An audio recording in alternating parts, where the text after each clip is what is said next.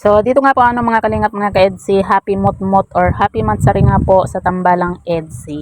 At Beyonce pinaghahandaan na ang kanyang pagkokolehiyo. So yan po yung ating pag-uusapan po mamaya mga kalingap mga ka-EDSI. Pero bago po natin ipagpatuloy ang video ito sa mga bago pa lang po sa ating munting channel, huwag po natin kalimutang suportahan ang ama ng Kalingap Kuya Val Santos Matubang at Kalingap Rob. At paunawa panoorin po muna ang full video bago mag-comment para malaman ang nilalaman nito. So dito nga po mga kalingap mga ka-EDSI, happy mot-mot or happy mansari nga po dito nga po sa tambalang EDSI. At yan nga po mga kalingap, napag-alaman po natin dito nga po sa live po ni Kalingap Edo na kung saan may ibinulong nga po itong si Kalingap Edo na nag-vlog na nga daw po sila para nga po sa part 80 po ng kanilang tambalan. At yan nga po, kita naman po natin dito sa ating naging thumbnail nga po na merong nga pong flower po na hawak po itong si Beyonce at masayang-masaya nga po itong si Kalingap Edo at Beyonce nga po sa kanilang pag-vlog sa kanilang part 80 nga po ng tambalang EDSI. At yan nga po mga kalingap mga ka-EDSI, alam naman po natin na ilang araw na lang, pasukan na naman. Kaya naman talagang pinaghahandaan na din po ni Beyonce nga po yung kanyang pagkokolehiyo.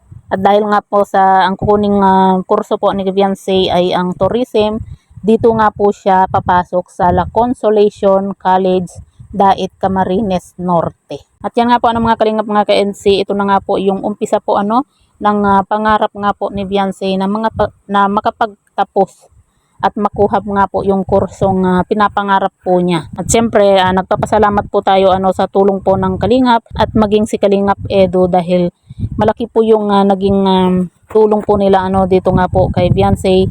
At syempre, malaki rin po yung pasasalamat po natin sa lahat po ng mga generous sponsor nga po ni Beyonce.